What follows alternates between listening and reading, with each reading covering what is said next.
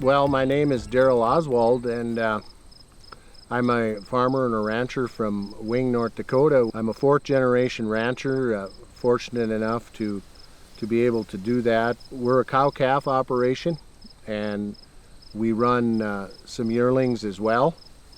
And back in 2006, we started the progression into more of a holistic way of thinking and managing our ranch, and moving more towards the thought process of how the ecosystem functions. So it's obviously it's a progression, and we've been in it for a while now, but we found that it's working well for us and it's a way forward, and we look at it as a way to pass the ranch on to the fifth generation that's coming around. So my father is still with us, and my daughters, and so we all have a say in our operation, and the family dynamic has become more important for us as time has gone on. And well, really, again,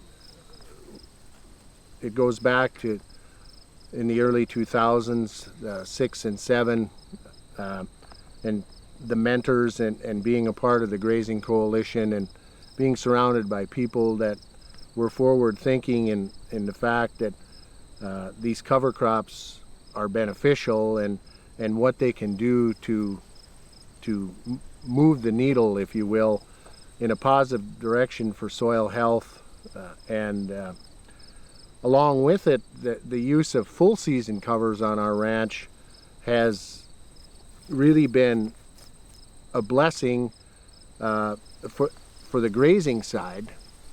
And so we've continued to use the covers and multi-species covers year over year on areas that we're looking to reclaim and restore the soil health. And the combination of all that, we were able to really, again, extend our grazing season, and we've seen what it did for our bottom line as well as the soil health. So when you look at multi-species covers like this, you're essentially mimicking nature and the diverse prairies that were here prior to production agriculture. And as far as what it does for the cattle, when you turn your cattle into a cover crop, it's very interesting to watch and observe what they'll go after first. And it might be the sunflowers, it could be the vetch in the bottom, but again, the winter feed cost situation in the Northern Plains here, one of our, if not the largest expense in cattle production, and we're able to take the livestock to the land. It's a direct benefit to our profitability, which is really important. And then of course, what you look at what it does as far as the whole ecosystem and the soil health benefits that you see, we really consider it a win-win here on our operation. And we laid down, and we had armor on the soil, and it protected it all winter.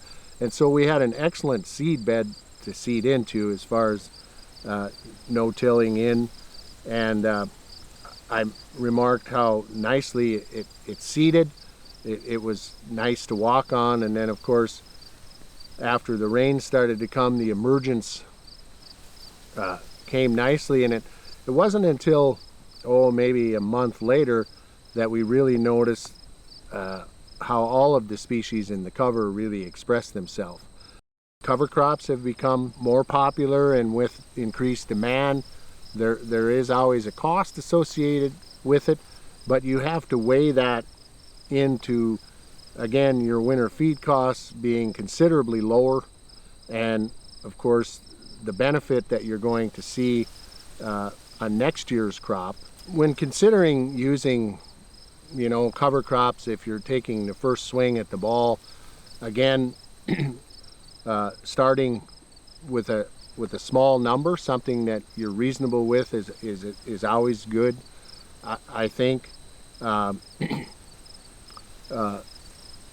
keep in mind that it's not always a silver bullet, but there's a lot to be gained from using a cover crop and do something what you're comfortable with. Again, the opportunities are out there now, and they certainly were long ago when we first got into cover crops. The North Dakota Grazing Coalition, we have a mentor list of well over 20 mentors, and some, or if not all of those individuals, have some experience in using cover crops.